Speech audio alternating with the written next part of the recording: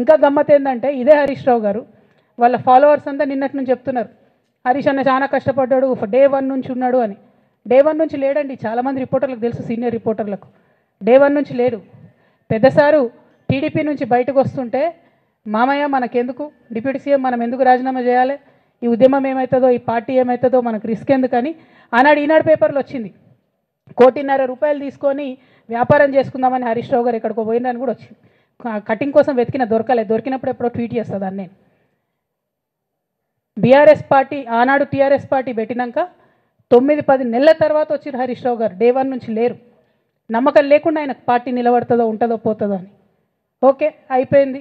రాగానే సారు పెద్ద హృదయం కాబట్టి క్షమించిరు, దగ్గర తీసుకున్నారు, ఎమ్మెల్యే కాకముందే మంత్రి ఇచ్చిర్రు, అన్ని రకాలుగా ఆదరించిరు, అన్నీ చేసిండ్రు. ఎప్పుడైతే పార్టీకి ఒక్క క్షణం చెడ్డ పేరు వచ్చిందో ఎక్కడ పోయిండండి ఈయన? చక్కా పోయి వైఎస్ రాజశేఖర రెడ్డిని కలవలే? మీ అందరికి గుర్తులేదు ఆ ఫోటో? సీనియర్ నాయకులందరికీ బాగా మాట్లాడతారు, అన్ని దగ్గర ఉన్నా, నేనే ఉన్నా, నేను ఎక్కడ లేను. నిన్న పాపం చాలామంది ఈ కొత్త కొత్త సోషల్ మీడియా పిల్లలు ఉన్నట్టు వాళ్ళకి హిస్టరీ తెలియదు అనుకుంటా, అందుకే చెప్తున్నా ఇవాళ. అదేవిధంగా నేను పెద్ద ట్రబుల్ షూటర్ అంటాడు. ట్రబుల్ షూటర్ కాదు, ఈజ్ ఎ బబుల్ షూటర్. ఆయన ఏంటంటే ట్రబుల్ ఆయన్నే క్రియేట్ చేస్తాడు, చేసి నేనే సాల్వ్ చేసినట్టు నటిస్తాడు. నేను లేటెస్ట్ ఎగ్జాంపుల్ చెప్తా పట్టురు. నేను మొన్న దాసోజు శ్రవణ్ అన్న ఎలక్షన్ ఎమ్మెల్సీ ఎన్నికలలో బీఆర్ఎస్ పార్టీ డిసైడెడ్ ఒకటే క్యాండిడేట్ని పెడదామని.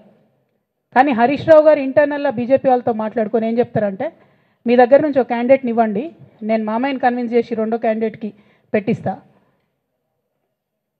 అంటే he wants to create a trouble.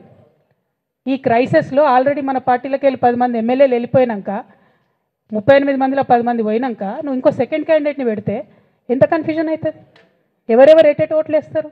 అంటే హార్స్ ట్రేడింగ్కి ఈయన ట్రబుల్ షూటర్ గారు ట్రబుల్ని ఓపెన్ చేస్తారు అన్నట్టు. నాకెందుకో లక్కీగా ఒక బీజేపీ ఎమ్మెల్యే గారు ఫోన్ చేసి, అక్క మరి పెద్దసారి పర్మిషన్ ఉందా హరీష్ అని ఇట్లా అంటున్నారంటే, నేను డైరెక్ట్గా పెద్దసారికే ఫోన్ చేసి నాన్న మరి ఇట్లా అంటున్నారు, మనం సెకండ్ క్యాండిడేట్కి పర్మిషన్ ఇస్తారంటే, nothing doing, only Shravan will get elected, ఎవరు చెప్పారు మీకు అన్నారు. అంటే నేను ఆ విషయం వెంటనే అటువైపు కన్వే చేసిన, లేదండి మాకు అట్లాంటి ఆలోచన లేదు. ఎందుకు ఈ రీసెంట్ ఎగ్జాంపుల్ చెప్తున్నా ఇవాళ అంటే, హరీష్ రావు గారు ట్రబుల్ క్రియేట్ చేసి ట్రబుల్ని మాఫీ చేసినట్టుగా ప్రయత్నం చేస్తారు. బీఆర్ఎస్ కార్యకర్తలందరికీ నేను నా తమ్ముళ్ళకి రిక్వెస్ట్ చేసి చెప్తున్నా, మా చెల్లెలకు రిక్వెస్ట్ చేసి చెప్తున్నా, మీకు పెద్ద స్థాయిలో జరిగే అన్ని విషయాలు